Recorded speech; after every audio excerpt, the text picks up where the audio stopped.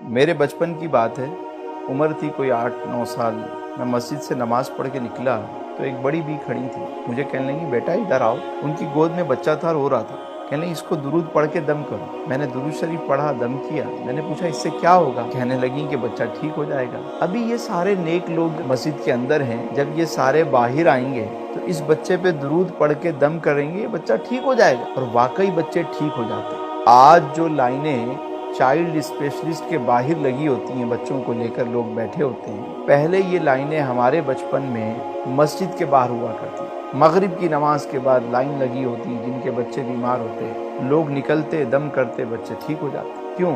جب میں نے اس پہ غور کیا کہ ایسا کیوں ہوا، مجھے یاد نہیں پڑتا کہ میں کبھی چائلڈ اسپیشلسٹ کے پاس بچپن میں گیا ہوں. ہمارے دور میں تو ایسا کچھ تھا ہی نہیں. تو اس کی وجہ کیا تھی؟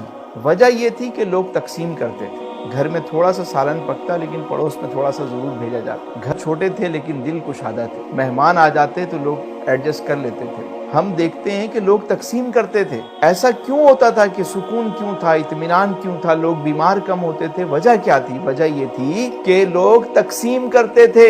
جمعرات ہوتی، کوئی ریوڑیاں بانٹ رہا ہے، کوئی جلیبیاں بانٹ رہا ہے، کوئی میٹھے چاول پکا کے تقسیم کر رہا ہے. ارے تقسیم کرتے تھے. سبزی لینے جاؤ تو سبزی دینے والا سبزی دینے کے بعد تھوڑا سا دھنیا، پودینہ، تھوڑی مرچیں ویسے ہی ڈال دیتا تھا.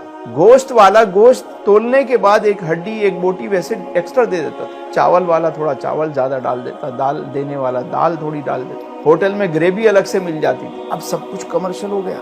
آدھا کلو کسی سے مانگو تو وہ 400 گرام دیتا ہے. اگر کسی سے 1 پاؤ مانگو تو 200 گرام ملتا ہے. ہر چیز کمرشل ہو گئی ہے.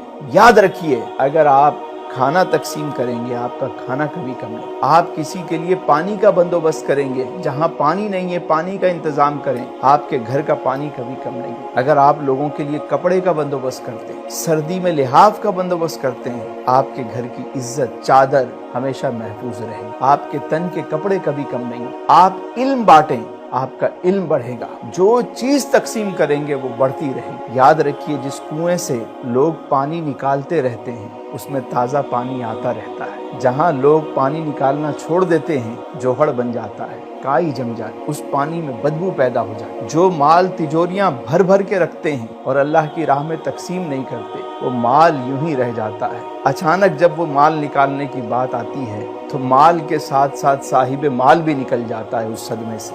دیتے رہیں، آتا رہے گا، آتا رہے گا.